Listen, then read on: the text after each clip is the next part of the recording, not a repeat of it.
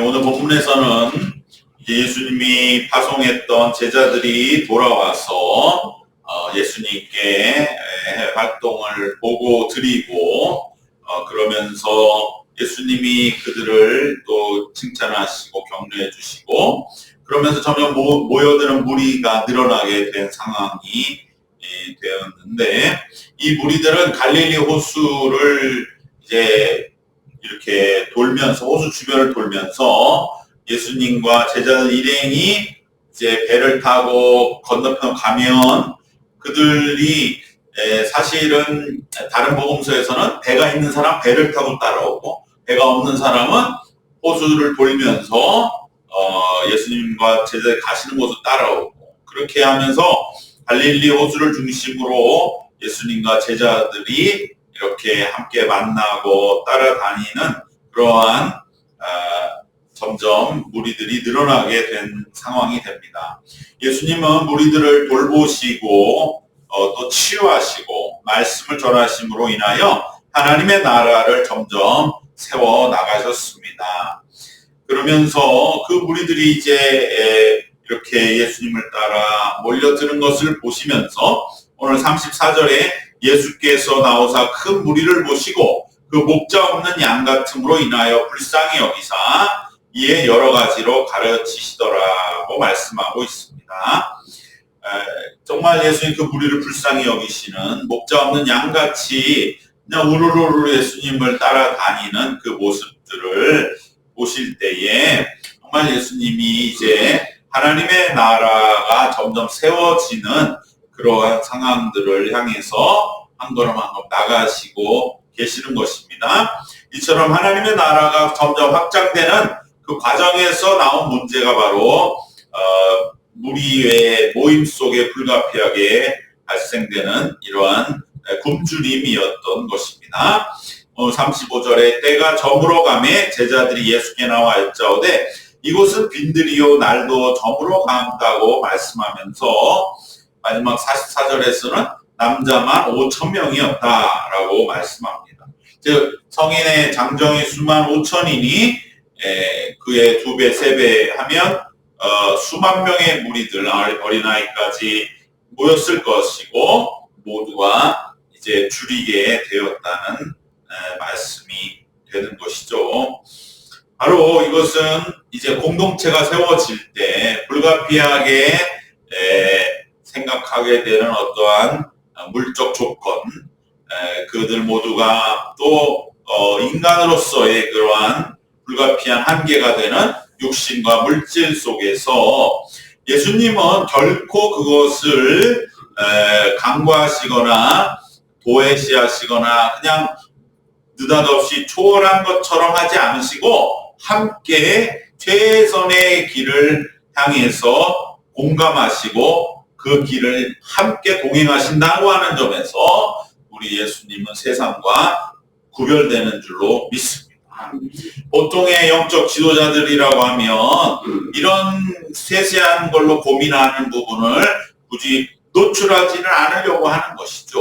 마치 자기는 구름 위에 떠 있는 존재처럼 이런 문제는 다 아랫사람들이 해결하는 것처럼 여기는 그러한 세상의 그 외식 속에 예수님은 결코 그것을 인정하지 않으시는 것입니다.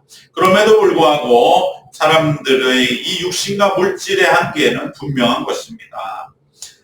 우리도 곳간에서 임신난다라는 말은 생각해보면 참 비참한 말이죠. 결국은 곳간이 넉넉하자면 인심도 야박해진다. 인간이 이렇다라고 하는 것은 인간을 참 얕잡아 보는 수도 있지만은 그러나 우리가 인정하지 않을 수 없는 말이기도 한 것입니다. 사람이 잘 먹기만 해도 자신감이 생깁니다. 또 배가 고프면 기운만 없어지는 것이 아니라 마음도 슬퍼진다고 하는 것이죠. 바로 이것이 인간이 가진 정말 물질에 어쩔 수 없이 우리들이 부딪히게 되는 한계가 되는 것입니다. 이 문제를 해결할 때에 제자들은 현실적인 방안을 예수님께 말씀을 드립니다.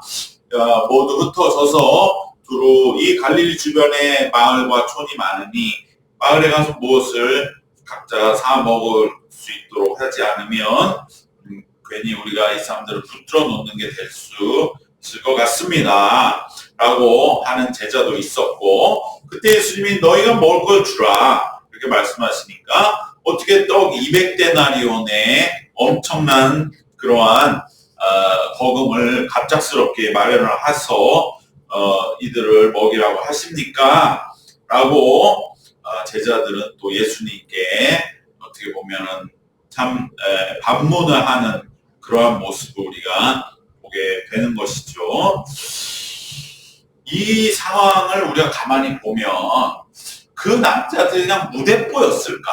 아무리 자기네들이 생각이 없다 그래도 어디를 갈 때에 내가 어떻게 해서 요기를 하는 문제를 생각 안 했겠는가? 이 사람들이 무슨 바보 멍청이들 모인 건 아니지 않습니까?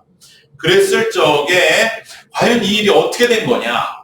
여러 가지 수많은 해석들이 가능하겠습니다. 여기서 우리는 어떻게 보면은 지금 예수님을 사람들은 다 바라보면서 모였는데, 그래서 하나님의 말씀도 듣고 천국의 복음도 듣고 예수님이 직접 역사하신 걸 다 봤다 이 말이에요. 그런데 그들의 호주머니는 열리지가 않는다는 거죠.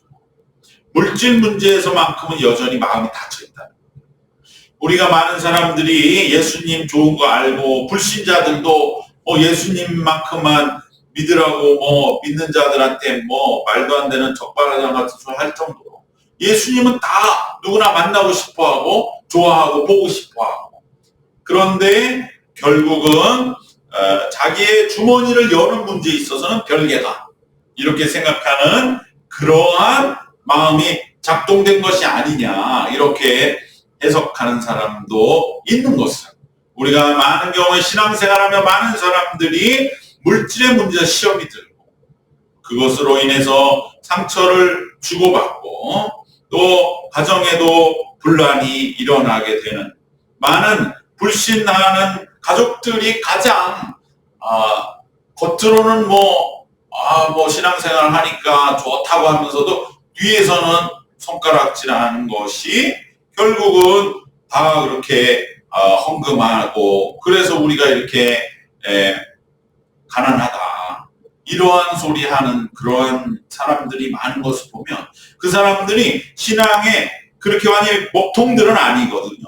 그런데도 그러한 생각을 은연중에 아주 무섭게 품어놓은 칼같이 드러내는 것을 보면 이 모인 자들도 예수를 따라다닐 만큼 엄청나게 하나님의 은혜를 받은 사람에도 불구하고 누구도 그러한 함께 이 배고픔의 문제를 해결함에 있어 나서지 않고 전부 다 자기의 것들을 그저 어떻게 해서든지 간에 따로 생각하는 그러한 마음, 이것은 예나 지금이나 심지어 예수님이 계시는 그 순간에도 이것은 해결되지 않은 것으로 해석하는 것도 하나의 중요한 해석의 줄기이기도 한 것입니다. 인간이 물질의 문제에서만큼은 아무리 눈앞에 하나님의 나라가 지금 막 열리고 있어도 여전히 요지부동이라고 하는 것입니다. 우리는 그만큼 이 물질의 문제는 사람의 마지막 걸림돌이 됨을 우리 경고한다고 말할 수 있는 줄로 믿습니다. 그러기에 예수님도 마태복음 6장 24절에 사람이 하나님과 재물을 겸하여 섬길 수 없다 라고 말씀하시는 것입니다. 이처럼 물질의 문제는 인간의 육신적인 한계를 우리 앞에서 마치 조롱하듯이 지적하며 또 현실적인 해결을 위해서는 너네가 별 수 있겠냐, 흩어져라 공동체를 파괴하는 것이죠. 또 마음의 문을 닫게 하는 것이죠. 너도 지금 그러고 있지, 나도 그러고 있지, 네가 나를 뭘 욕하겠어 하면서 서로의 소통을 단절시키는, 그러므로 인하여 이제 막 세워지는 하나님의 나라의 이 천국 공동체의 복음 전파의 역사마저도 가로막으려고 하는 것입니다. 바로 그럴 때 예수님은 이 문제를 공동체 안에서 너희가 먹을 것을 주라, 이 말씀은 흩어지지 마라, 너희가 이 안에서 해결할 수 있도록 뭔가 노력하고 방법을 찾아라. 즉 경제적인 문제로 공동체를 흩어지게 해서는 안 된다고 말씀하십니다. 물질적인 문제가 교회와 공동체와 사람 사이의 관계를 흐트러뜨려서는 안 된다. 경제적인 문제로 인하여 모임과 공동체를 깨트리게 해서는 안 된다. 얼마든지 모여서 함께 이 문제로 기도해서 해결해야 되는 길은 열리는 것이지 흩어진다고 되지 않는다. 바로 경제적인 문제도 뭉쳐야 해결이 더 용이합니다. 함께 모여서 어려움을 놓고 기도하며 해결의 길을 찾고자 했을 때 반드시 문제 해결의 길이 열리게 됩니다. 예수님은 무리들을 39절에서처럼 때를 지어 푸른 잔디 위에 앉게 하셨는데 40절에는 50명, 100명씩 모여 때로 나누어져 있었다는 것입니다. 그리고 그 가운데 누군가가 내놓은 떡 5개와 물고기 2마리. 이것을 놓고 하늘을 들어 감사 기도하시고 떼어 나누실 때 바로 이 순간에 이들의 모든 이 이기적인 마음은 녹아지는 것입니다. 예수님은 우리의 이 마음의 한계와 인간의 이 연약함, 이것을 하나님과의 관계 속에 해결하고자 몸부림치시며 감사하시며 이 문제를 능히 하나님 앞으로 가지고 가서 하나님이 이미 해결해 주심을 믿고 감사기도 하시는 거예요. 우리가 왜 예수님을 따라 나섭니까? 우리가 결혼 내 호주머니를 챙기기 위해서 예수님을 따라 여기까지 왔는가? 스스로의 죄성이, 스스로의 진정한 민낯을 보면서 이들에게 회개의 역사가 일어나는 것입니다. 그러할 때에 그곳에 놀라운 일이 일어났는데 다 배불리 먹었다고 40절 기록되어 있습니다.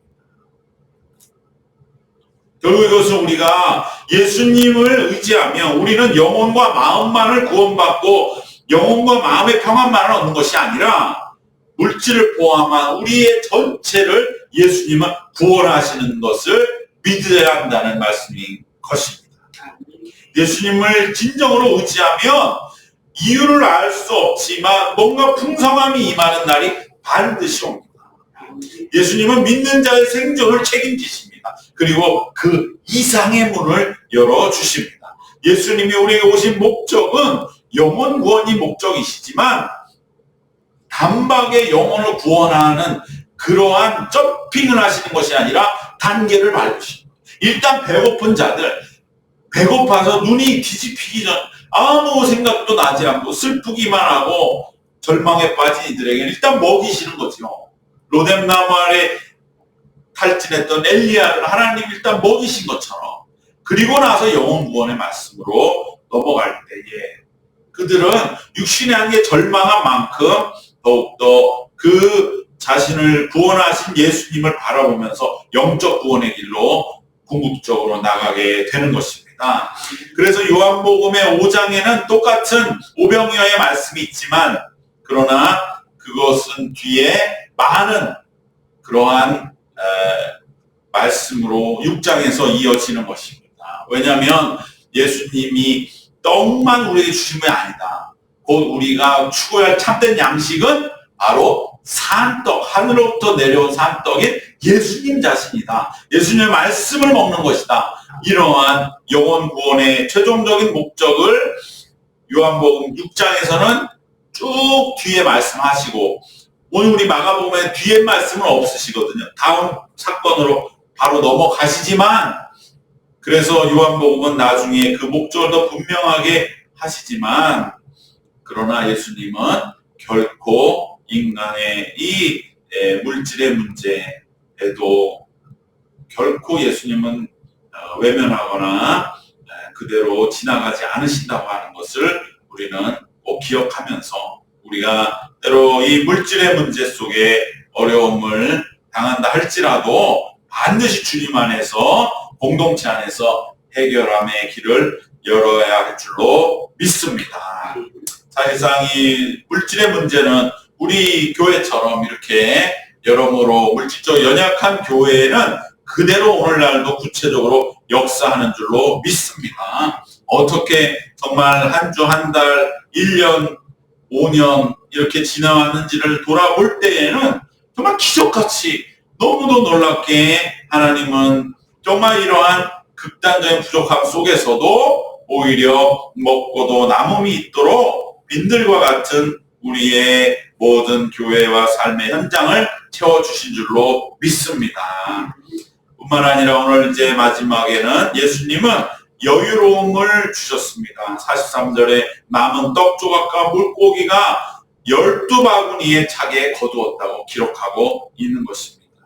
남음이 있습니다. 생존의 굴레에 먹고 살고 다 떨어지고 또 그것만을 위해서 그저 매달리는 그 삶의 굴레를 깨뜨리시고 남은 걸 주신다는 거죠. 여유로움을 베풀어 주신다는 것입니다.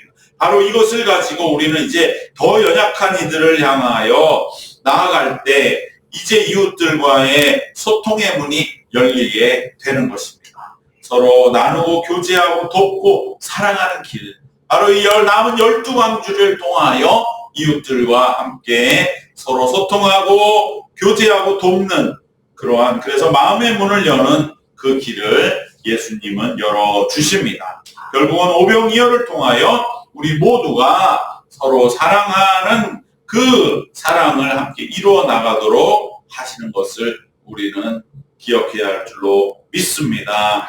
바로 이곳은 빈들이라고 했던 제자들에게 예수님은 아니야, 여기는 예수님이 계시는 오히려 넘침이 있는 사랑의 자리라고 하는 것을 예수님, 바로 여기가 하나님의 나라 천국이라고 하는 것을 말씀해 주고 계신 줄 믿습니다. 오늘 말씀 세 가지로 함께 결론을 맺겠습니다.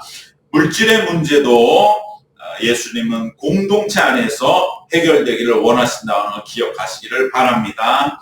두 번째로 예수님 우리의 영과 뿐만 아니라 육을 모두 전인적으로 어느 것 하나 빼지 아니하고 구원하신다는 것을 확신하시기를 바랍니다.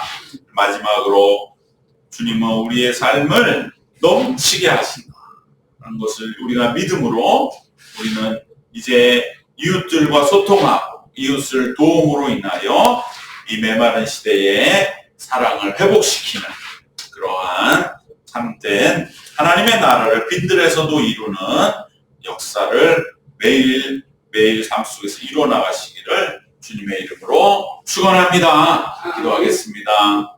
사랑과 은혜의 우리 하나님, 진정으로 많은 이들이 모였지만 여전히 그들의 마음이 닫혀있고 빈들처럼 쓸쓸하고 흩어질 수밖에 없는 인간의 한계 속에서도 예수님은 하나님께 감사의 기도를 올리심으로 오히려 그들의 마음의 문을 여시고 그 빈들을 사랑으로 가득한 구원으로 충만한 하나님의 나라로 이루신 것을 우리가 다시 한번 우리의 삶의 현장으로 모실 수 있게 하여 주시옵소서. 그리하여 척박하고 황폐하고 냉랭한 우리의 삶의 자리에도 하나님의 이 빈들을 채우시고 넘치게 하시는 하나님의 구원과 사랑의 역사가 가득한, 그리하여 찬송이 넘치는 주님의 나라를 이루어가는 남은 생이 되도록 하나님, 우리들도 늘 주님 앞에 모여 기도하며